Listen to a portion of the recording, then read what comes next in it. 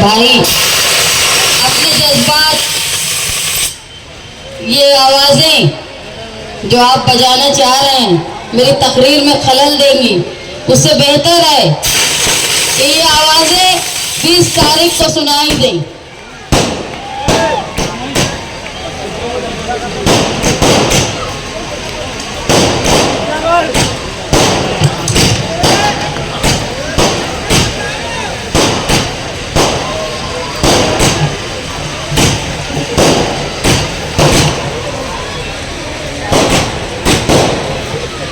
यहाँ स्टेज पे बैठे हुए जिम्मेदारान जनाब सदर साहब और आप तमाम साथियों, आज का ये जलसा बिलखुसूस 12 नवंबर पे हुए जुल्म के खिलाफ एक एहतजाजी जलसा मुनक्किद किया गया।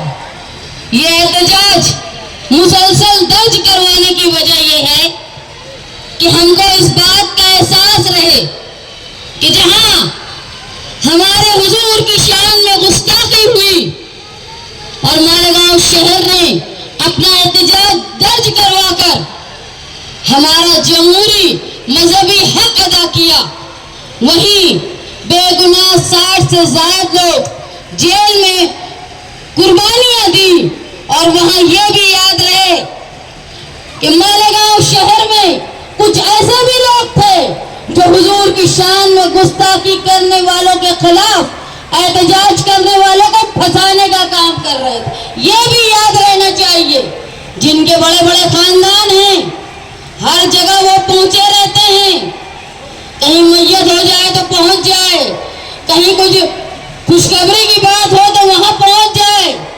जहां गर्दी जमा हो, भीड़ जमा हो, वहां ये पहुंच जाते हैं। लेकिन हुजूर की शान में गुस्ताखी करने वालों के खिलाफ ये नहीं पहुंचे, ये तुम याद रखो। और जो पहुंचे हैं उनकी कुर्बानी की कद्र करो। लोग बोलते हैं हमारा बहुत बड़ा खानदान है, मेरे 7 भाई 70 भतीजे हैं, हमारे पास बड़ी बड़ी बंदूकें हैं। कहीं से बात आती है कि लाइसेंस वाली भी बंदूक है, कहीं से स्टेज पे बंदूकें आती हैं। वो जो बंदूकें आती हैं वो किसी को मारने के लिए नहीं, खुद को बचाने के लिए आती हैं। तो ये याद रखो, किसी के पास बड़ा बड़ा खानदान है, किसी के पास बहुत ताकत है गुंडों की, लेकिन मेरे पास सिर्फ तुम लोग हो, निहाली लोग हो। मैं अगर अकेली हूं, मैं एक औरत हूं, तो मेरे साथ तुम लोग हो। और तुम वो हो कि जिनके बड़ी बड़ी दादागिरी चलती है, वो कोर्ट से भागते फिरे, बड़े बड़े कंपाउंड वाले। लेकिन तुम वो थे कि जब निहाल अहमद की बेटी कोर्ट में अकेली थी तो निहाल अहमद के वर्कर वहां आकर मौजूदगी दर्ज कराए। तुम वो हो। अरे जिसके पास आवाम की ताकत है, जिसके पास उसूलों की ताकत है, उसके पास जरूर अल्लाह की ताकत होती है, ये मानती हूं। मालेगांव शहर में जब एहतजाज हुआ 12 नवंबर को, और एहतजाज जब हो रहा था तो बड़ी बड़ी बातें भी कर रहे थे एहतजाज करने वाले, जिन्होंने ऑर्गेनाइज किया था कि हमने ऐसा बंद करवाया है कि भिखारी भी भीख मांगने नहीं आ रहा है। लेकिन जब पुलिस ने अपनी सख्ती बताई तो वो भागते फिरे, ऐसा भागे कि साल भर नजर नहीं आए। ये उनकी बहादुरी है। और जो अपने आप को मुखैर कहते हैं, जो लोग जेल में थे ना, माली तौर पे इतने कमजोर थे, अभी जिया मुस्कान अपनी बात रख के यहाँ से गए, उनकी ये हालत थी कि उनकी बीवी हामला थी और वो अकेली घर में अपने ससुर को संभालती थी। और उसको इस बात का डर था कि जब ये बच्चे की पैदाइश का वक्त आएगा तो मैं दवाखाने में रहूंगी तो मेरे ससुर को कौन संभालेगा, मेरे 2 बच्चों को कौन संभालेगा, और उसके घर की कफालत भी मुश्किल थी। वहीं अब्दुल रहीम पुकारे वाले थे, जिनकी माँ बिल्कुल मौत के करीब थी। जब मैं उनके दरवाजे पे गई तो उन्होंने मेरी तरफ देखा और जब उनको लगा उनका बेटा नहीं है तो उन्होंने मुंह मोड़ लिया। फिर कोई एहसास जज्बात उनके चेहरे पे नहीं। ये वो कुर्बानी देने वालों का घराना था। और ये जो अपने आप को मुखैर कहते हैं ना, साल भर भागते फिरे, खुद भी भागे, बेटे भी भागे, भतीजे भी भागे, भाई दवाखाने में से भागे और मुस्तकीम ने बताया किस हालत में भागे। हफ्ता शुरू हो गया था बिस्सी पुलिस वालों की। जिस पुलिस वालों के पास पैसे खत्म हो जाते थे वो कंपाउंड का एक टर्म करके आते थे और उनके यहाँ पैसा पहुंच जाता था। लेकिन किसी मजबूर गरीब जो जेल में था उनके घर एक दाना ये लोग नहीं पहुंचाए। ये कैसे मुखैर, ये सबसे ज्यादा मुस्तहिक है, सबसे ज्यादा बुज़दिल है, सबसे ज्यादा गरीब है। गरीब सबसे ज्यादा वो होता है जिसके को अल्लाह ने दिया फिर भी खर्च नहीं कर पा रहा है। गरीब वो नहीं है कि जिसके पास नहीं है और वो खर्च नहीं कर पा, उसके पास आएगा ना तो वो खर्च करेगा। ये गरीब है कि जिनको अल्लाह ने दिया लेकिन खैरात करने की ताकत नहीं दी। ये सबसे ज्यादा गरीब और रहम के मुस्तहिक हैं। आज मालेगांव शहर में स्टेज सजाए जा रहे हैं, कहीं 12 नवंबर के नाम से झूठी तारीफें लेते हैं तो कहीं फलस्तीन का झंडा लहराने में, फलस्तीन का झंडा लहराने में जो नौजवान थे और पुलिस उनको लेके गई।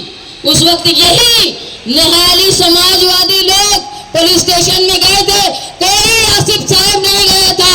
अब वो स्टेज पे झंडा लहरा रहा है ना, 12 नवंबर में ये शामिल नहीं, किसी को बचाने में शामिल रहे, बल्कि उनके वालिद जब जब कोर्ट में तहरीक आती थी तो ये प्रेस कॉन्फ्रेंस लेते थे और ये बोलते थे कुछ न कुछ तो इन्होंने किया है।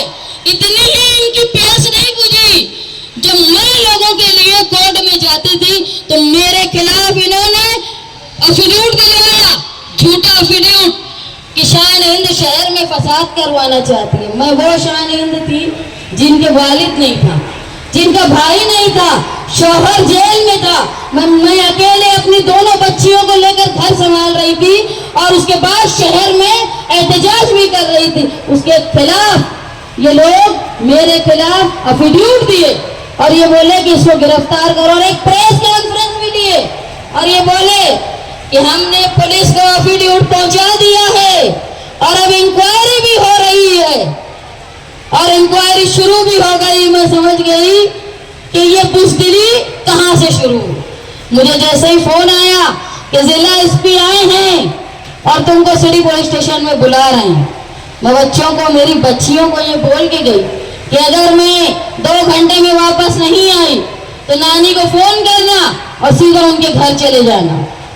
और मैं वहां गई और वो जिला एसपी जो थे ना उनको वही अंदाज में बोला कि तुम किसको फंसाने की कोशिश कर रहे हो और किस दलाल के बोलने पे फंसाने की कोशिश कर रहे हो। तुम अगर समझते हो कि मैं डर जाऊंगी तो मैं निहाल अहमद की बेटी हूँ। अगर मैं जेल में गई ना तो इस शहर में क्या होगा ये याद रखना।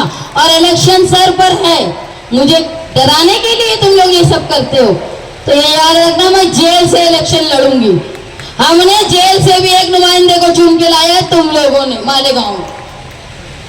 ये याद रखना कि निहाल अहमद की लड़की को नहीं डरा पाओगे तो उसके बाद से न कोई जिला एसपी आए, न कोई इंस्पेक्टर आए और न कोई पुलिस वालों का अफिड्यूट मेरे पास आया। तो ये तुम समझ लो, ये निहाली ताकत निहाल अहमद के इंतकाल के 10 साल बाद भी जिंदा है। तो तुम समझ लो निहाल अहमद के खून में कितनी निहाली ताकत हो। अगर कोई फिरका परस्तों का आलाकार बनके कानून का रखवाला समझता होगा और 12 नवंबर जैसे झूठे केस में पुलिस इस शहर की अक़लियत को फंसाती होगी तो ये याद रखो पुलिस वालों कि ये ताकत और चमचागिरी हमारे यहाँ से नहीं होती। तुम अगर हमको फंसाने की कोशिश बिला वजह गैर कानूनी काम नहीं करते हुए भी तुम कानून के शिकंजे में फंसाने की कोशिश करोगे तो समझ लेना निहाली अब अकेले नहीं है, अब साथ में समाजवादी भी हैं। और हमको ये भी समझता है कि कहां से कौन अपना जेब खर्च लेता है, कहां से किसका हफ्ता आता है। हम बर्दाश्त करते हैं, बोलते नहीं हैं, लेकिन बिला वजह अगर आवाम के खिलाफ कोई पुलिस वाला सिर्फ मजलूम को, मासूम को परेशान करने की कोशिश करेगा तो हम कतई उसको बर्दाश्त नहीं करेंगे और उसको उसकी जो असली हकीकत है वो फंसा के रहेंगे जैसे तो गुजर फंसा था। मालेगांव शहर में इलेक्शन हो रहा है। इलेक्शन में मैं अपनी उम्मीदवारी के लिए जो मेरे मुद्दे हैं वो बयान करने खड़ी हूँ। मौलाना मुहिबुल्लाह नदवी साहब यहाँ आए हैं, वो पार्लियामेंट का इलेक्शन लड़े। उनको मालूम है कि जब इलेक्शन में हुकूमत, जो आज बीजेपी की हुकूमत है, वो पहले भी थी, उनके पास कोई मुद्दे नहीं थे, तो सिर्फ वो धर्म की बात करती थी। क्योंकि उनके पास ये नहीं बोल सकते थे वो कि हमने रोजगार कितना दिया, हम महंगाई रोक नहीं पाए, हम मईशत का डब्बा गोल कर दिए, तो वो सिर्फ मजहब की बात करती थी। वैसे ही मालेगांव शहर में इलेक्शन हो रहा है, मुद्दे की बात नहीं की जाती। इधर से हरा झंडा, उधर से हरा झंडा, इधर से बंदूक, उधर से तलवार। अरे तुम ये बताओ कि तुम 10 साल एमएलए रहे, दूसरे ये बताएं कि वो 15 साल एमएलए थे, वालिद वालदा मालेगांव शहर की मेयर थी, तुमने मालेगांव शहर के डेवलपमेंट के लिए क्या किया? आज तुम विजन की बात करते हो, भले ही विजन की स्पेलिंग भी नहीं आती हो आसिफ शेख को कि विजन कैसे लिखते हैं, लेकिन वो बोलते हैं हम एक विजन के साथ इलेक्शन में खड़े। मैं एक विजन के साथ इलेक्शन में खड़ी हूँ। मैं आप लोगों के सामने इस बात को रखने के लिए खड़ी हूँ कि मालेगांव शहर के जो 70% आबादी का हिस्सा है, जो 70% टैक्स भरता है, लेकिन सिर्फ फिरका परस्ती के नाम पे हमको हमारे डेवलपमेंट को रोक दिया जाता है, उसको मैं दोबारा बहाल करूंगी। मालेगांव शहर की जो खवातीन जो घरों में रोजगार हासिल करना चाहती है, उनको skill India, make in India ऐसे कानून के जरिए, ऐसी पॉलिसियों के जरिए घर बैठे रोजगार मिले और मेहनत के हिसाब से उनको पैसा मिले, ये काम मैं करूंगी। पावरलूम की सनत जो मुसलसल बहरान का शिकार है, मौलाना ने कहा कि जिस तरह यूपी में पावर बिल फिक्स हुआ करता था लूम पर, सिर्फ लूम पर ही नहीं, दुकानों में और मकानों में जो पावर कंपनी अपनी मस्ती करती है, उसको उसकी हैसियत और उसके जो एग्रीमेंट है उसके हिसाब से काम करवा के, अगर एग्रीमेंट से सवाल करोगे ना तो 1 महीने में भगा दोगे तुम उनको। ये कानूनी ताकत होगी तुम्हारी। यहाँ मसला ये है कि जो एमएलए थे और हैं वो सब वजन के नीचे दबे हुए हैं, इसलिए कोई पावर कंपनी के खिलाफ नहीं बोलता। मालेगांव शहर की पावर कंपनी की मस्ती खत्म करने के लिए, पावर लूम के लिए बेहतर पॉलिसी लाने के लिए, और जो लोग रोजगार करना चाहते हैं, कोई प्रोजेक्ट, कोई फैक्ट्री में, अखिलेश यादव साहब को बोल के मालेगांव शहर में एक ऐसा प्रोजेक्ट लगाया जाए जहां पर लोग काम कर पाए। बम्बई, पूना, इचल कलंजी में जो मजदूर करते हैं काम और अपने घरों के बुजुर्गों की मैयत में नहीं आ पाते, ये नौबत ना आए हम पर। जो राशन कार्ड पीले आज बंद हो गए हैं, जो केसरी कार्ड पे अनाज बंद हो गया है, जो घर पट्टी, नल पट्टी हमारी बहुत ज्यादा हो गई है, पावर बिल बहुत ज्यादा हो गया है। आज गरीब का बच्चा तालीम हासिल नहीं कर पाता क्योंकि उसको प्राइवेट स्कूल में डोनेशन देने की हैसियत नहीं है। तो प्राइमरी स्कूल का निजाम बेहतर करके, 1ली से 10वीं तक करके, कि गरीब का बच्चा भी तालीम हासिल कर पाए, इज्जत से वो रोजगार कर पाए, तालीम याफ्ता हो जाए, ऐसी कोशिश मैं करवाऊंगी। और सबसे बड़ा है हमारा तहफ्फुज़। सिर्फ इसलिए हम पर जुल्म होगा कि हम अक़लियत में हैं, तो ये ताकत तुमको कौन रोक सकता है पता है? जब तुम्हारे अंदर तालीमी सूझबूझ हो, तुम्हारे अंदर कानूनी सूझबूझ हो। मैं LLB हूँ, मैंने MBA भी किया है, बिजनेस भी जानती हूँ। मैं मालेगांव शहर के मुस्तकबिल के लिए तुम्हारी हिफाजत कानून के जरिए और तुम्हारी मईशत, तुम्हारा रोजगार बेहतर हो, वो एडमिनिस्ट्रेशन के जरिए बहाल करने की कोशिश करूंगी, ये वादा करती हूँ। मालेगांव शहर में जो एक जमूर स्कूल है वो साथी निहाल अहमद साहब बनाए, जो स्कूल टीएम स्कूल आपके करीब है वो साथी निहाल अहमद बनाए, फार्मेसी कॉलेज साथी निहाल अहमद साहब लाए। साथी निहाल अहमद साहब के अलावा किसी भी लीडर की ये ताकत नहीं रही किसी एमएलए की कि आंगनवाड़ी भी मालेगांव शहर में लाए। तो मैं स्कूलों के जाल के साथ साथ तुम्हारी हिफ्ज़ान सेहत के लिए आंगनवाड़ी और हमारे बेहतर सेहत के लिए दवाखाना जो हमारा सौदेबाजी में चला गया, ये हिस्सा 70% मजदूरों का है।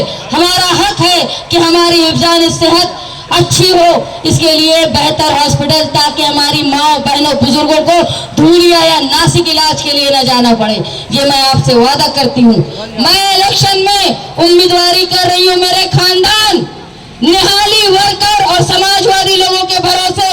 मैं ये उम्मीद करती हूँ कि 20 तारीख को जब इलेक्शन होगा तो तुम ही हो। और सुन लो, समाजवादी पार्टी की साइकिल की ही ताकत है जो ये घराना जो गुंडागर्दी, सट्टा, जुआ और नशे को खत्म जो बढ़ावा दे रहा है, उसको तुम ही खत्म कर सकते हो। बाकी किसी में ताकत नहीं है खत्म करने की। अगर इस घराने को हराना है, मालेगांव शहर का तहफ्फुज़ और जो नस्लें नशे में मुलव्विस है उसको बचाना है, तो समाजवादी पार्टी के साइकिल निशान पर वोट दो। मैं एक बेटी, एक माँ, एक बहन तुम्हारे सामने खड़े होकर ये दरख्वास्त करती हूँ कि मैं इतनी हिम्मत कर रही हूँ आपके हौसले पर, आप लोगों के भरोसे पर, और आप जो मुझसे भरोसा करेंगे, मैं ये निहाली भरोसा इंशाअल्लाह कायम रखूंगी। आखिरी बात मैं मौलाना मुहिबुल्लाह साहब से कहना चाहती हूँ कि ये शहर मस्जिदों का और मदरसों का, मीनारों का है। अल्लाह ने आपको उस जेपीसी कमेटी में रहने का मौका दिया है जो अल्लाह की ज़मीन पर शरपसंदों की नज़र है। ये इलाका वो है जहाँ बहुत बड़ी ज़मीनें हैं जो वक्फ की हैं, अल्लाह के नाम पे दी हुई हैं। आप उसको बचाने में, लोगों की फलाह में जो कानून हमारा वक्फ का शरई कानून है वो वैसा ही रहे, इसका मैं मालेगांव शहर की तरफ से आपसे अपील करती हूँ कि वक्फ के कानून को बचाने में जो कायम है शरई कानून, उसको रखने में आप मददगार साबित हो। मैं अल्लाह से दुआ गो हूँ कि अल्लाह इनसे बेहतर काम ले। मैं शुक्रगुजार हूँ आप तमाम से, और ये उम्मीद करती हूँ कि 20 तारीख को हम जो इलेक्शन में वोट देंगे साइकिल निशान पर, वो मालेगांव शहर के मुस्तकबिल का नया रोशन बाब खोलेगा। और 23 तारीख को इंशाअल्लाह हम रहनुमाई करेंगे, लोगों का दिल जीतेंगे, ये उम्मीद है मुझे। बहुत बहुत शुक्रिया।